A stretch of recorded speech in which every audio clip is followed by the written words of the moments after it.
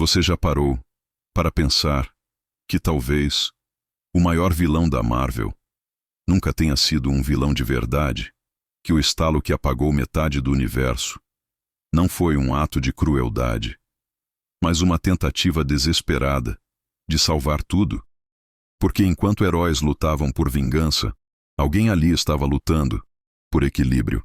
E hoje, eu vou te provar que Thanos não queria destruir o universo. Ele queria impedir o colapso de tudo que existe. Mas calma, porque a parte mais perturbadora dessa história ainda não foi contada. No momento em que seus dedos se fecharam e metade da vida virou poeira, o mundo inteiro decidiu: Thanos é o monstro final, o tirano, o genocida cósmico. Mas, e se eu te disser que naquele exato segundo, ele acreditava estar fazendo a única escolha correta?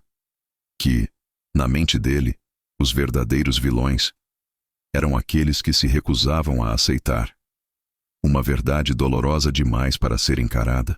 Porque o que ninguém te contou é que essa decisão não nasceu do ódio, nasceu do trauma. E esse trauma começou muito antes das joias do infinito. Thanos não buscava poder, ele buscava validação. Desde jovem, ele viu seu próprio planeta morrer lentamente por excesso de vidas, fome, guerra, escassez. Ele avisou, implorou, foi ignorado, e quando tudo acabou em ruínas, uma ideia passou a corroer sua mente, como um veneno silencioso. Talvez o problema do universo não fossem os vilões, nem os heróis, mas o próprio crescimento descontrolado da vida. Uma ideia simples, terrível e assustadoramente lógica.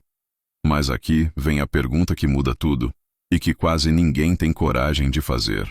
E se os Vingadores estavam errados?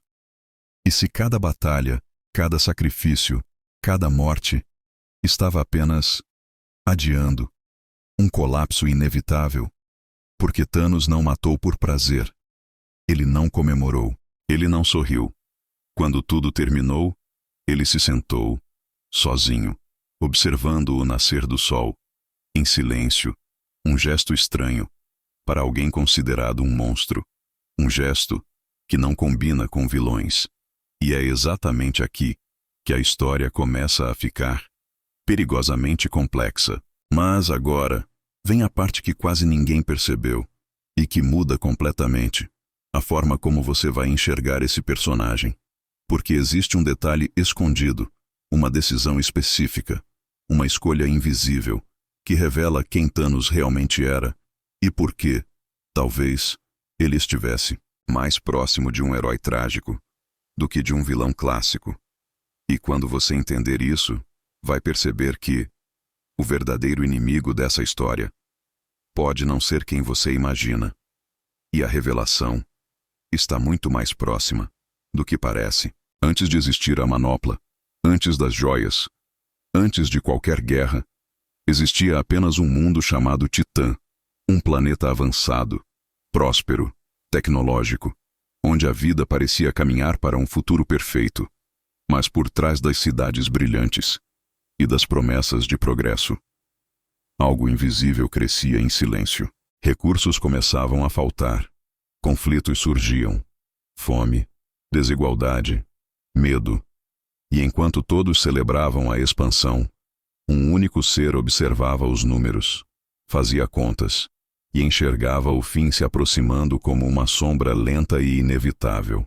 Thanos não nasceu um tirano, ele nasceu um observador. Ainda jovem, ele percebeu algo que ninguém queria aceitar. A população crescia mais rápido do que os recursos, os estoques diminuíam, as guerras internas aumentavam. Era matemática pura, não ódio, não loucura, apenas lógica. Então ele fez o impensável. Levou sua teoria ao Conselho de Titã. Propôs uma solução extrema, dolorosa, aleatória. Eliminar metade da população para salvar o restante. E naquele instante, ele deixou de ser um cidadão e passou a ser tratado como um monstro. Eles riram. Eles o chamaram de insano. Eles o expulsaram dos debates. Preferiram acreditar que a tecnologia resolveria tudo, que o crescimento não teria consequências, que o futuro seria infinito. Thanos foi isolado, ridicularizado, silenciado, e enquanto o planeta continuava sua marcha em direção ao abismo, ele carregava sozinho o peso de uma verdade que ninguém queria ouvir. Mas aqui está o detalhe cruel. Quando Titã finalmente entrou em colapso, não sobrou ninguém para admitir que ele estava certo. Quando Thanos voltou às ruínas de seu mundo, encontrou apenas silêncio, estruturas destruídas, cidades vazias, ossos no chão. Toda uma civilização apagada, exatamente como ele havia previsto. E naquele momento, algo se quebrou dentro dele. Não nasceu um vilão, nasceu uma missão. Uma promessa silenciosa de que jamais permitiria que outro mundo tivesse o mesmo destino, mas a forma como ele decidiu cumprir essa promessa transformaria o universo inteiro em um campo de julgamento. E é aqui que a história toma um rumo perturbador, porque a dor de Thanos não o levou ao caos. Ela o levou à convicção absoluta. Ele não queria governar, não queria riqueza, não queria glória. Ele queria ser o instrumento do equilíbrio. Mas a pergunta que fica, e que vai definir tudo daqui para frente, é simples, porém assustadora. Quando alguém acredita que carrega sozinho a responsabilidade de salvar o universo, até onde essa pessoa é capaz de ir, sem se transformar exatamente naquilo que jurou combater? Depois da queda de Titã, Thanos não vagou sem rumo. Ele começou a procurar respostas, antigas, esquecidas, enterradas nos cantos mais perigosos do universo. Civilizações antigas falavam de forças primordiais, entidades cósmicas, artefatos capazes de dobrar a realidade. E pouco a pouco, uma ideia começou a tomar forma em sua mente. Talvez ele não precisasse convencer mundos inteiros. Talvez bastasse ter o poder para impor o equilíbrio. Mas antes de alcançar esse poder, ele precisava de algo ainda mais importante: um exército, uma causa e uma fé absoluta em sua própria missão. Foi assim que surgiram os primeiros seguidores. Guerreiros quebrados, raças destruídas, órfãos de guerra, todos atraídos por uma promessa simples: ordem no meio do caos. Thanos não recrutava soldados, ele moldava discípulos.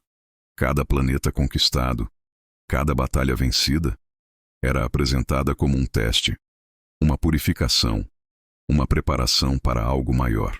E enquanto o universo o via como um conquistador cruel, seus seguidores o enxergavam como um salvador inevitável. Mas por trás dessa imagem, algo mais profundo estava se formando, uma convicção perigosa, que ninguém mais poderia questionar. Entre esses seguidores, estavam aqueles que ele chamou de filhos: Gamora, Nebula, crianças arrancadas de mundos destruídos, criadas como armas, treinadas para a guerra, ensinadas a sobreviver e, acima de tudo, a obedecer. Mas aqui surge uma contradição inquietante. Thanos dizia lutar pelo futuro, mas construía esse futuro sobre o sofrimento de inocentes. Ele dizia buscar equilíbrio, mas criava desequilíbrio emocional, traumas, cicatrizes que jamais se curariam. E quanto mais ele avançava, mais distante ficava da própria humanidade, que um dia ainda existiu dentro dele.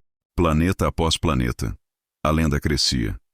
Metade da população dizimada, metade poupada. Um padrão frio, metódico, quase ritualístico. Para muitos, ele se tornou uma entidade mitológica, o juiz do destino, o carrasco do excesso, o deus da extinção seletiva. Mas aqui está o detalhe que muda tudo. Thanos nunca escolhia quem morria. Era sempre aleatório. Reis e mendigos, heróis e covardes, crianças e guerreiros. Um método cruel, sim, mas estranhamente justo, dentro da lógica distorcida que ele acreditava ser a única capaz de salvar o universo. E é exatamente nesse ponto que a ascensão de Thanos começa a se confundir com sua queda silenciosa. Porque quanto mais ele se aproximava de sua missão final, mais se afastava da própria dúvida. Questionamentos desapareciam. Culpa se transformava em certeza. Dor virava combustível. E a pergunta que começa a surgir, lenta, inquietante, inevitável, é esta: quando alguém deixa de questionar se ainda está fazendo o bem, esse alguém já não se tornou o verdadeiro perigo que jurou impedir? Mas calma, porque o momento que vai responder isso ainda estava por vir, e ele mudaria tudo. E é aqui, exatamente aqui, que Thanos deixa de ser apenas um conquistador e se transforma em algo muito maior e muito mais perigoso, porque até então ele impunha sua visão planeta por planeta, batalha por batalha, sangue por sangue. Mas isso não era suficiente. Era lento, imperfeito, falho. O universo continuava crescendo, se expandindo, se desequilibrando. E Thanos sabia que se realmente quisesse salvar tudo, precisava de algo absoluto, algo que não dependesse mais de exércitos, nem de guerras, mas de uma única decisão capaz de atravessar toda a realidade. Foi quando surgiram as joias do infinito, não como simples objetos de poder, mas como a chave definitiva para transformar sua ideologia em lei cósmica. Cada joia representava algo que ele sempre perseguiu sem perceber: o tempo, para corrigir erros; o espaço, para estar em todos os lugares ao mesmo tempo; a mente, para entender tudo; a realidade, para moldar tudo; o poder, para impor tudo; e a alma, para pagar o preço final. Porque sim, desde o início, Thanos sabia que o preço seria alto. Ele apenas acreditava que o universo valia esse sacrifício. E então, quando finalmente reuniu todas elas, o momento chegou. Não houve discurso. Não houve celebração. Apenas um estalo. Um único som, seco, quase banal, que apagou metade da vida em existência. Sem dor, sem escolha, sem julgamento individual. E é aqui que tudo muda. Porque ao contrário de vilões que destroem por prazer, Thanos não comemorou. Ele não riu. Ele não gritou vitória. Ele apenas respirou fundo e sentou, em silêncio, observando o nascer de um novo dia. Um gesto simples, que revela algo perturbador. Ele acreditava, de verdade, que tinha feito a coisa certa. Mas o ponto de virada não está no estalo. Está no que ele perdeu para realizá-lo. A joia da alma exigiu algo que nenhuma outra exigia. Um sacrifício real. Alguém que ele amasse. E ali, diante da própria dor, Thanos provou algo que poucos vilões provariam. Ele não apenas falava sobre sacrifício, ele o viveu. Ele chorou, ele hesitou, ele sofreu, e ainda assim, lançou Gamora no abismo. E nesse instante, Thanos não se tornou apenas o vilão mais poderoso do universo, ele se tornou o mais trágico. E agora vem a parte mais desconfortável de toda essa história.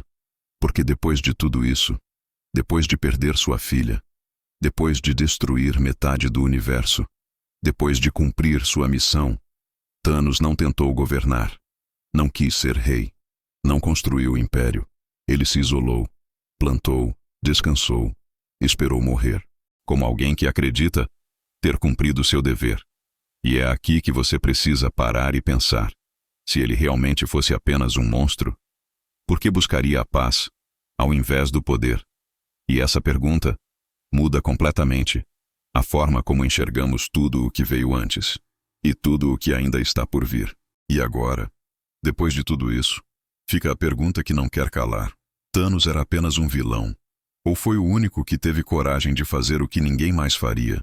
Talvez o mais assustador não seja aquilo que ele fez, mas o fato de que, em algum nível, a lógica dele ainda faz sentido. E se isso te incomodou, então essa história cumpriu seu papel. Se você curtiu esse tipo de análise profunda, deixa o like para fortalecer o canal. Comenta aqui embaixo o que você acha de Thanos, herói trágico ou vilão absoluto. E se inscreve, porque no próximo vídeo a gente vai entrar ainda mais fundo na mente de outro personagem que dividiu o mundo inteiro. Porque aqui, a gente não conta só histórias, A gente questiona o que elas realmente significam.